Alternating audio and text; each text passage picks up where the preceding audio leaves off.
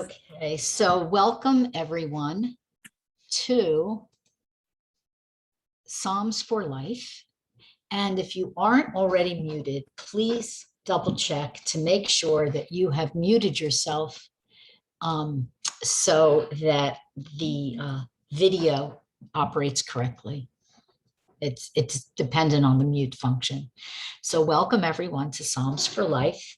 This is class 2, but it's really the beginning. We did the introduction last week, and I encourage you to take 30 minutes of your time to watch the introduction on breslovwoman.org or on my YouTube channel. And I'd like to thank Esther Ella Gorovich for sponsoring this series. It was a great idea to do a class on Tehillim, and I'm excited about it, and it should be a tremendous source of merit for her and her family, and should open up the pipelines of bracha v'hatzlacha, blessing and success. Okay, so we're going to go right into Psalm 1. And I have here several commentaries I want to bring to your attention. And I'm going to try not to geek out too much on the words, but it's a very exciting first chapter, first parak of Tehillim. Okay. Ashrei ha'ish asher lo halach ba'atzas rishayim u'v'derech chatayim lo amad v'moshav leitzim lo yashav. Okay.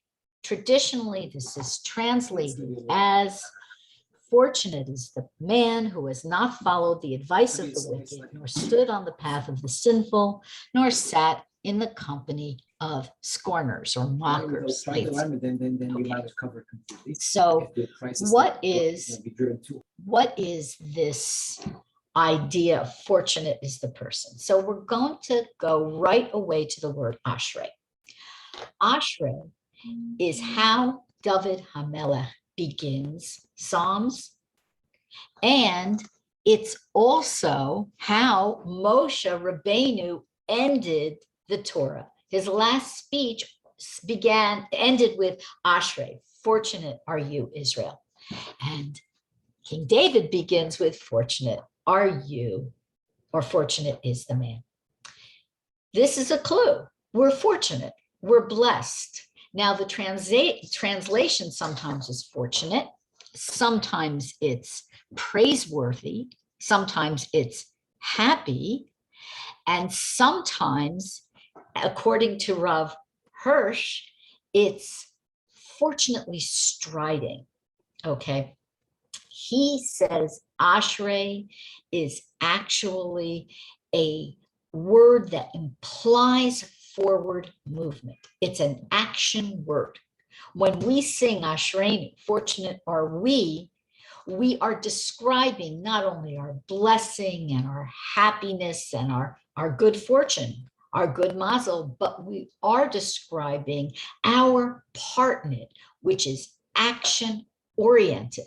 And it's so exciting. If you haven't read the commentary by Rav Hirsch, this is the place to do it on Sefer Tehillim, with his attention to every word. Now, when we begin Psalms, King David is telling us we're fortunate. Okay, why are we fortunate? Why are we blessed? Because we're blessed if we have not followed the advice of the Rishayim, the eitzes of the Rishayim, the Atzas Rishayim. So what are these eitzes? What is this advice? So what we have to understand with this concept of Ashrei and moving forward and action is that it also requires restraint. We have to know when to go forward, and we have to know when to restrain, to back off, to sit back. And the very first piece of David HaMelech's advice is don't hang out with Rishayim. Don't hang out with wicked people. Why? Okay, so the obvious is they'll rub off on you, but also because we will lose, even if they don't rub off on you, we're going to lose a sense of boundaries. And we're going to come to rely on them in areas of life, certainly areas we shouldn't rely on them in. Now, the traditional view is that sometimes there's an expert. He may be classified as a Rasha. What's a Rasha? Someone who doesn't believe in Hashem, doesn't believe in his Torah. In today's day and age, doesn't kind of hold water because so many people are kidnapped away from our heritage that they don't even know what to believe. So they're not technically a Rasha. They're not. However, we still can't follow their advice. Why?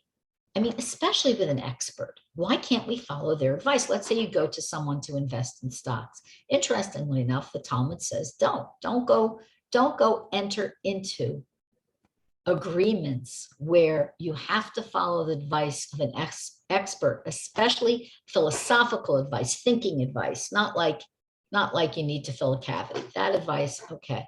But thinking advice, because their minds aren't formed, their machshavos, their thoughts aren't formed on the structure, the scaffolding of Torah.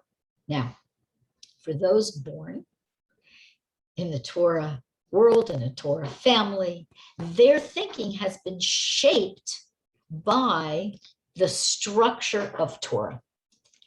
For those who haven't, who are catching up later in life, what they have to do is they have to go and somehow unlearn not only ideas and concepts and so on, but unlearn ways of thinking.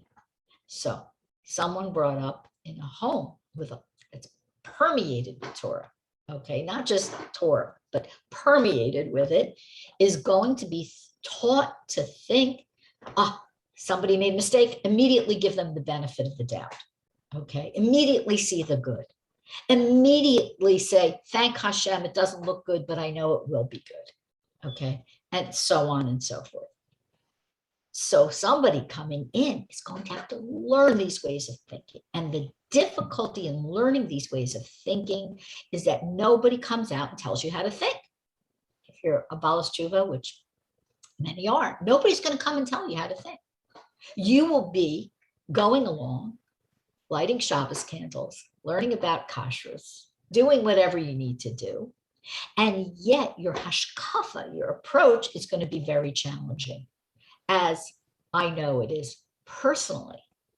So what do we have to do? Where do we get instruction? One of the first places to look for instruction on how to make all of Torah, all of Hashem's teachings part of us, is in Sefer Tehillim.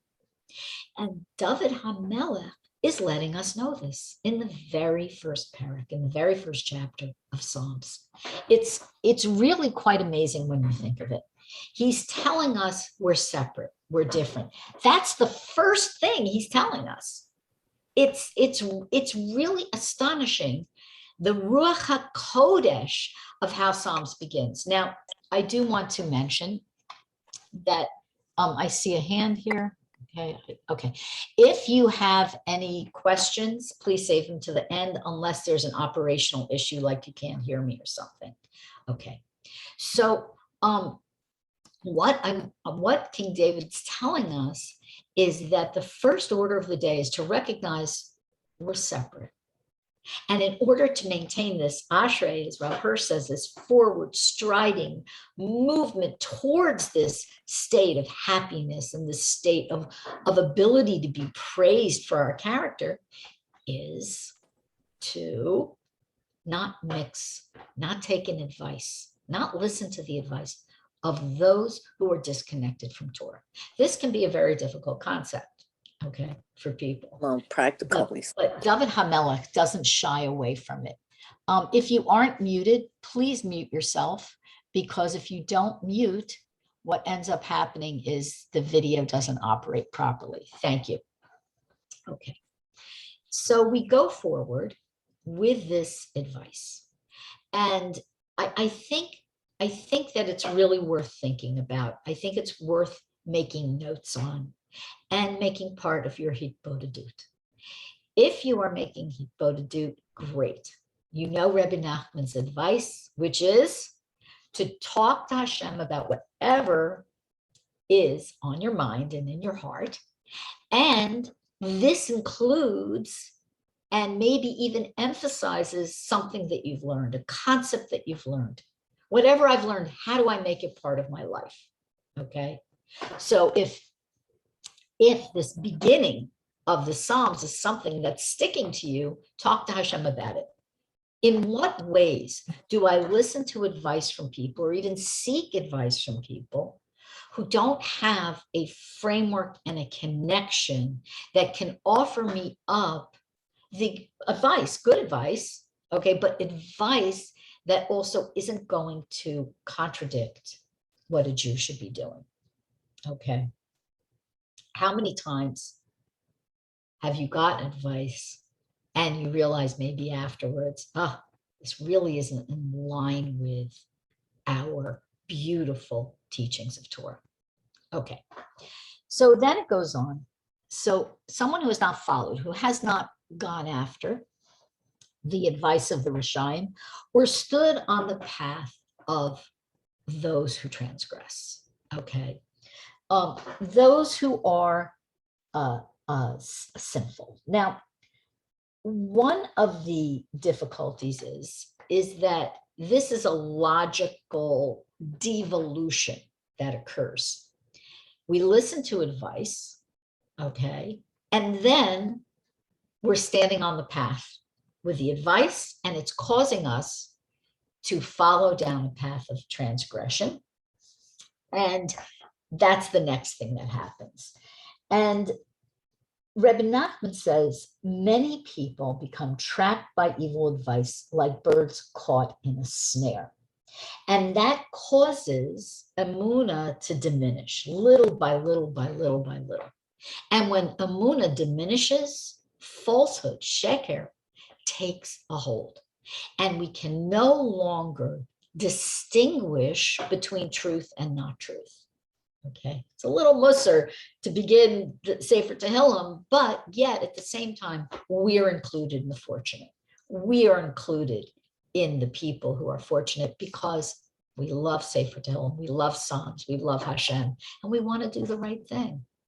Okay, now, when you are standing on the path of those who transgress, we have a little issue. And the issue is that if there's a path, let's assume it's a narrow path, okay, we're going to bump shoulders and we're going to very possibly slip and make mistakes, and each according to where they're at now. So this isn't advice for those who are very, very, very religious. Okay, this is advice for everyone. If you're going to listen to bad advice, okay, advice on how to live your life, okay, from people who don't live their lives connected to Hashem and Torah, then you're going to end up making the same mistakes that they make, okay? And that's what's going to happen, says King David. It's not a question. And that's what our sages say, what will happen.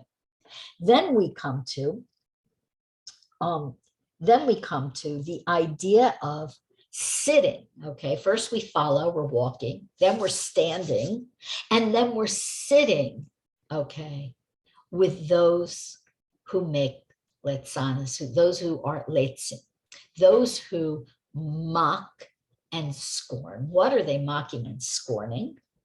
They're mocking and scorning this connection to Torah, connection to Hashem, connection to the spiritual world. They're going to mock and scorn even people who believe in Hashem. Okay, now I hope that you can see that there's a big range of understanding and applications of this first sentence of the first chapter of Psalms. And it really depends on who you are and where you're standing. As Rebbe Nachman teaches, and this is so important, each person is on their own rung of a ladder. Okay, sometimes he describes it as a chain, going up to heaven. And one person where only one person can stand in the same space. One person is here and another person might be up here. We don't compare. But what we do is we know that when we move up, we've not just affected our own neshama. We don't want to be totally referential. We're all self-referential. We're all connected. What we do when we move up, when we say, I can get to the next level, we bump up the person above or ahead, and we make space for the person behind or below, and that person can follow in our wake, and the person above goes even higher. This is part of this ashrei, this part of being fortunate. It's an idea that we are all connected. We don't look at anyone else's rung. We don't even know what anyone else's rung is. Your rung might be here, and it might be someone in Argentina whose rung is here, and someone in South Africa or Eretz Yisrael whose rung is here. We have no idea. We can't know this. Okay, only tzaddikim with real Ruach HaKodesh know this. But what we do with this movement that Rav Hirsch is describing is we're always moving. We're moving up, okay? And when we move up, we take all the Jewish people with us. We have an effect on the entire Jewish people. So if Psalms is brand new to you, and you decide you're going to say one Psalm a week, you have literally affected everybody on that chain. You have literally affected them. And the whole Jewish people has changed. We could call it the butterfly effect. Okay, everybody knows about that. One little flapping of the butterfly wings, and then there's a cyclone. All of a sudden, a cyclone develops in Australia. Okay, but the idea is that we have to believe this about ourselves. We must say Ashrei. We must say Ashreinu as well. We're all fortunate, but Ashrei, look at what Hashem, what abilities Hashem has given me. One little mitzvah. Now we understand why we're all taught, we've all heard this, that one little mitzvah that we do brings us closer to Mashiach, because we're lifting up the entire Jewish people. Keep that in your heart. Keep that in your discussions and hippo, and use that as a motivation. And that's what David HaMelech wants us to do. He wants us to use Psalms as a motivation. And I spoke last week about Rebbe Nachman's advice to find ourselves in the Psalms. And that's basically, we're going to be approaching Psalms from that. But we'll also put in the historical and other commentaries as well. But anyway, so that is the first sentence. Now,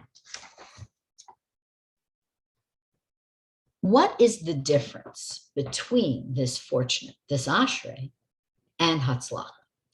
So you, depending on your translations that you have in front of you, many of you have more than one, you might read fortunate, praise, praiseworthy, like Rav Hirsch says, striding forward, and so on, or forward striding. The difference between the word ashrei, this fortunate, and this idea of hatzlacha is very different. Ashrei is primarily about the most important thing, which is spiritual success. Hatzlacha is primarily about material success. And so what we want to understand from these Psalms is we can and should and must look to all our prayers to bring about material tikkunim, rectifications, material brachas, hatzlacha, everything we need materially. We do. We want that material relief so that we can move forward with with everything in our lives, with service of Hashem and so on. But the spiritual comes first. Okay, excuse me. If everybody who comes in could please mute. I said it that you should be muted, and a lot of you are unmuting as you come in. So please mute. Okay. So this idea of focusing on the spiritual does not mean we don't ask for the material or need the material. I really want to be clear about this. It's not an either or situation. Somebody actually asked me this question yesterday evening. It's not either or. Okay, we're neshamas and bodies, and we want to be able to say ashrei, and we want to be able to say hatzlacha. Okay, we need both. But what Rebbe Nachman encourages us to do, he tells us to daven for everything. You need new shoes, daven for it. It's great. You should ask Hashem. But what Rebbe Nachman still says is that the spiritual is more important, because the material is temporal, it's bound by time, it's not eternal. Time is fleeting, life is short. Okay, we all should live to 120 and beyond. Okay, but things are short. The spiritual prayers, the prayers for spirituality, and the spiritual successes that enable us to say, Ashrei, we're fortunate. We're fortunate, we're praiseworthy. Those spiritual topics are the ones that last eternally. Because my husband always says, there's no pockets in Tachrichim. There's no pockets in burial shrouds. Okay, we can't take anything material with us, but what we do take with us is the spiritual.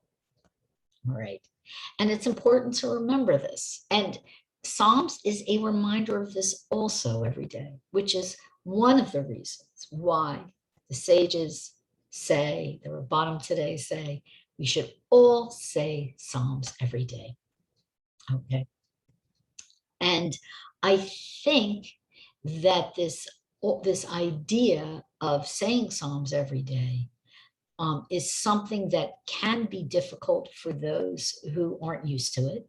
And I recognize that.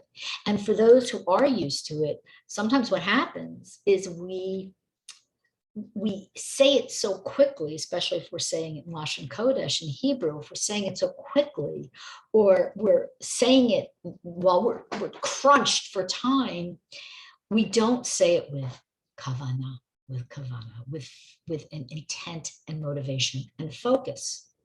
Okay, so the very first psalm pulls us into focus. And I want you all to know something. The words of Psalms, especially in Lashon Kodesh, especially in the holy tongue of Hebrew, the words of Psalms have an effect, even if your intention isn't all there, even if you're not sure what you're saying. With other prayers, prayers in the Siddur, which include a lot of Psalms, we'll talk about that throughout the course. With other prayers, it's important to know what we're saying. It's also important, if possible, to say them in Hebrew, but it's important to know what you're saying. But Psalms, there's not a heter per se, a leniency per se, but the idea is it's very important to say it in the Hebrew tongue. We are looking at the letters, if you can read Hebrew. Okay, even if you don't understand it, but you can read the letters. We're looking at the letters. We're making the sounds with our mouth in a specific shape. This is all very important mystically. And we're hearing ourselves say it. And this all has a profound effect on not only our own personal Dalet Amos, but also all of creation. Okay. So the idea is, okay, so if you're asking questions, please wait. I'm going to make a few minutes at the end for questions. So the idea is that moving forward, striding forward, recognizing our good fortune. I don't actually think that I'm going to be able to, I wanted to do one more sentence, but I probably won't have time. That's okay. We got the gist of the psalm anyway. The idea is to do it with simple faith.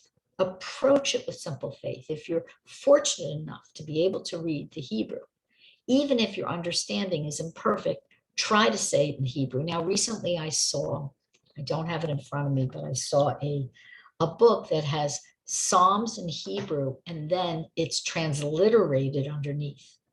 And if you have a choice between that or Psalms in Hebrew with the English underneath, the interlinear translation, which many of us use. I use it, especially for Psalms, which is difficult. It's a higher Hebrew. It's a little bit difficult to understand. It's a lot difficult to understand. If possible, read the Psalm in English first, so you have a general idea. And then if you don't read the Hebrew, say the transliteration and look at the letters.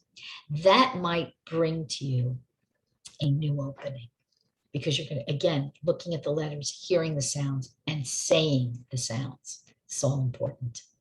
Okay, so one more point I need to make today that's very important is that the order that we read Tehillim in, the order that the Sefer Tehillim is in, is not necessarily the order that was exactly determined by David HaMelech. There's dispute about it, and that there may have only been 147 Psalms previously, not 150. And the reason I'm mentioning it today is because it is said that Aleph and Beis, the first two chapters, were actually one long psalm. So next week, when we continue with chapter 2, we'll find out why. So if you have a chance, please read the first psalm when we're done with class, and you can get the gist just from that first forward-moving sentence. Now, before we say our daily psalms together, okay, it's the 21st day of the month, okay, of Cheshvan. Before we say our daily psalms together, I see that there's a question, and I will attempt to answer it. Does saying psalms that are part of chakras count towards saying psalms daily, or should there be a specific psalms only time? There should be a specific psalms only time. If you can say one psalm a day, great. Rebbe Nachman, we have in Breslov a practice of either saying the psalms for the day of the month or the psalms for the day of the week, plus Tikkun HaKlali, the 10 psalms of Rebbe Nachman, which represent the 10 types of song that bring about the 10 types of healing. We'll go into that when we get to Psalm 16, which is the first psalm in Tikkun HaKlali. The idea is to say psalms standing alone, meaning not as part of your davening as well. If it's difficult for you, or you find it just too much, or maybe you find it too much, choose a psalm or two to say. It's good.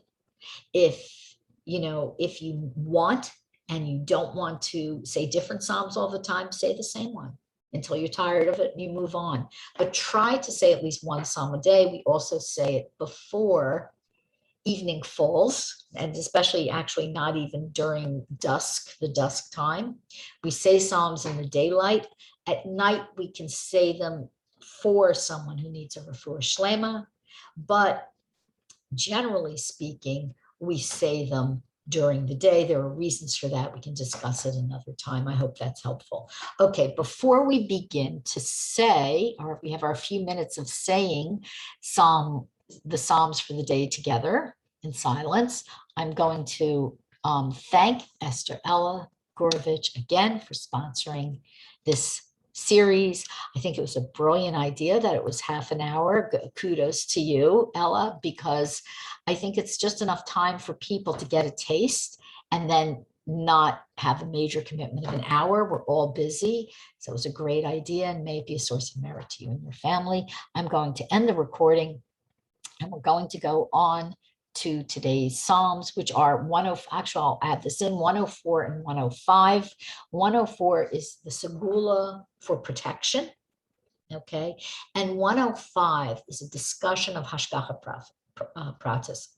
Hashgacha Pratit, Hashem's divine providence throughout all of history, and it's meant to give us a lot of encouragement and to see that Hashem is always there. And that's also one of the Psalms of Tikkun HaKlali. Okay, ladies, I'm going to turn off the recording. Let's see, can I do this? Yes.